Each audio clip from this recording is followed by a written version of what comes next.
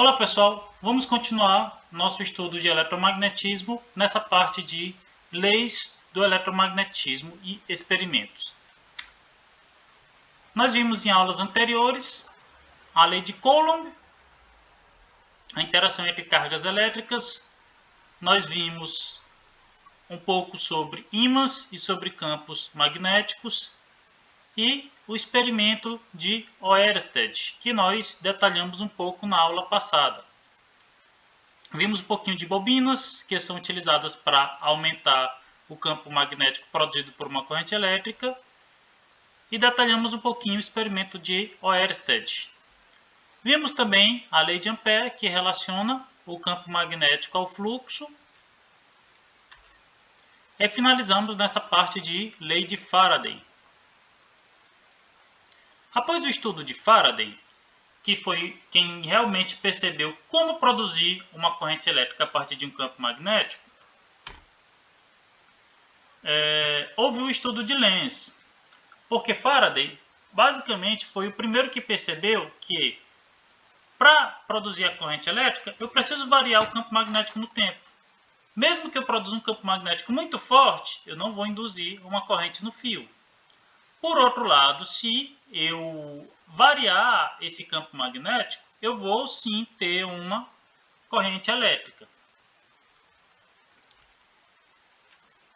Faraday também percebeu que, da mesma forma que eu consigo aumentar o campo magnético produzido por uma corrente elétrica se eu utilizar uma bobina, eu consigo aumentar a tensão induzida se o meu campo magnético for aplicado sobre uma bobina. Ou seja, se eu aumento o número de espiras de uma bobina, eu aumento a tensão produzida pela variação do campo magnético. É por isso que os geradores elétricos eles têm bobina com várias voltas para aproveitar o máximo possível o campo magnético produzido.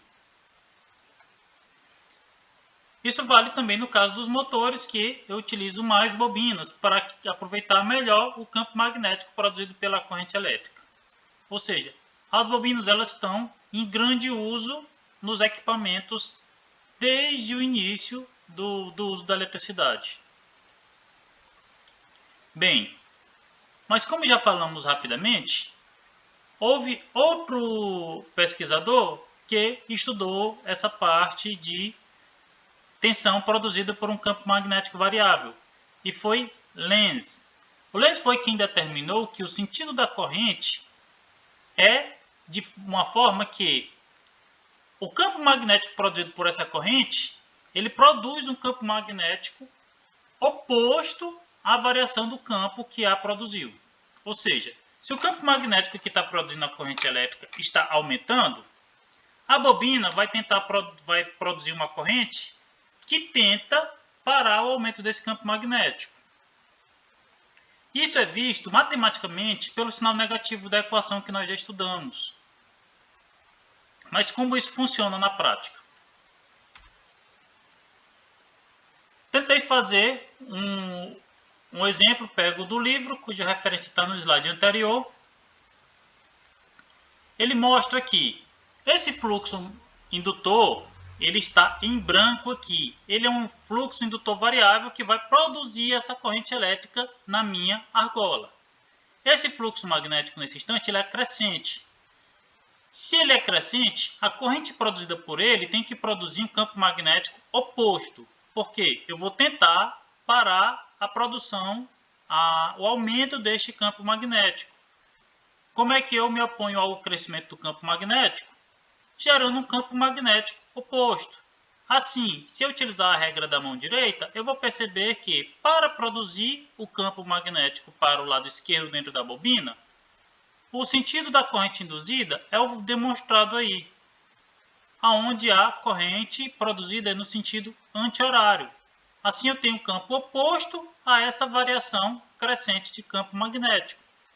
Analogamente, se meu fluxo indutor começar a decrescer, a minha corrente induzida ela tenta evitar o decrescimento do campo. Então, o campo que ela produz vai na mesma direção. Assim, a corrente induzida vai mudar de sentido.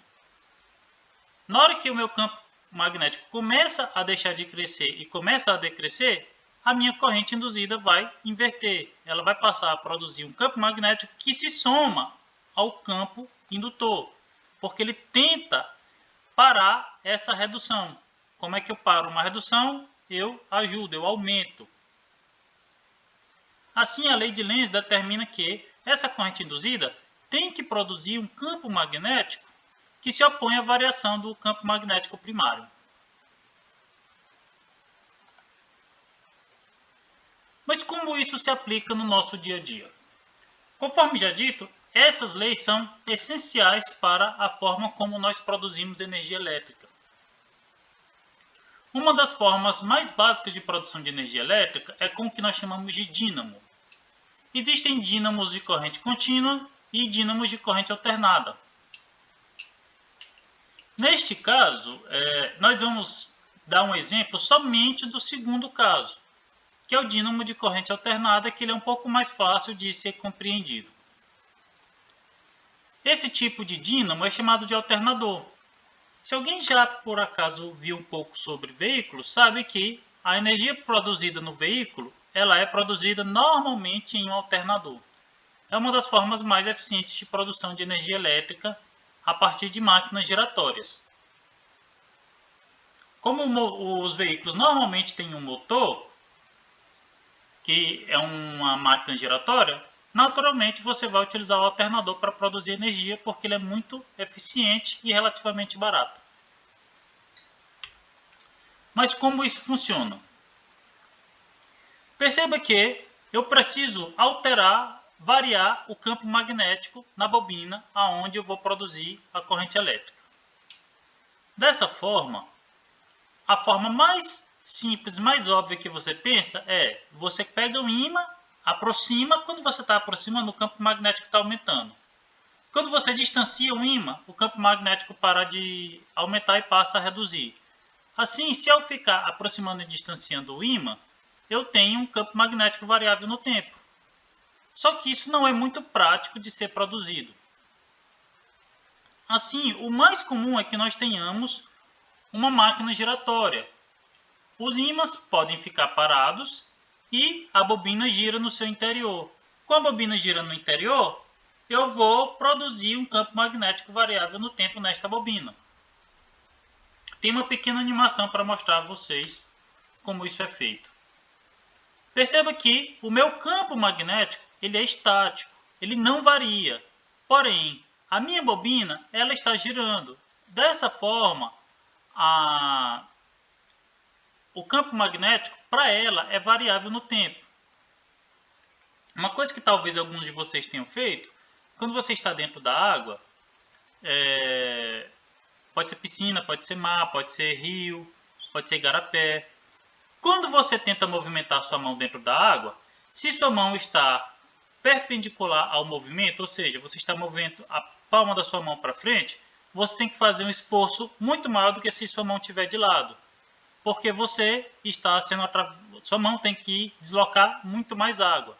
Da mesma forma, a nossa bobina, quando ela está paralela, ela tem o mínimo campo magnético possível. Quando ela está perpendicular, ela tem o máximo campo magnético sobre ela.